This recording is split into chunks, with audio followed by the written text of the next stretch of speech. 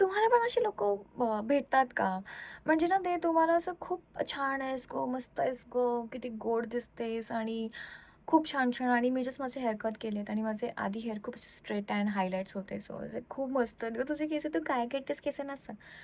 And ना ते suddenly like, "अगं काय केलंस तू? केस कापलीस का गं? आणि तुझी केस व्हाईट पण झाली आणि खूप हेल्दी पण झाली असं वाटतं. जरा खाण्यापिण्याकडे लक्ष दे हां." आपल्याला ना अशा टॉक्सिक पीपलपासून ना लांब राहायला पाहिजे. कारण की ना, तुम्हाला नाही माहिती आहे ना, की कोण कुठून कसं येतं, त्याच्या लाईफमध्ये काय चाललेलं आहे. You don't know who the hell are you. तुम्ही लोकं जे तिला खायला देत नाही 2 वेळेचं, पैसे पुरवत नाही तिला, मग तुम्ही लोकं असं कोण आहात, कोणाच्या बॉडी शेपिंग करून बोलणं हा गुन्हा आहे. जर तुम्हाला माहीत नसेल तर. तुमची ही जी जीभ आहे ना, जीभ जी चुरू चालते चाकूसारखी, त्याच्यातनं चांगली वाणी म्हणा, म्हणजे चांगलं म्हणा. कारण की ते पण आपली एक शक्ती आहे.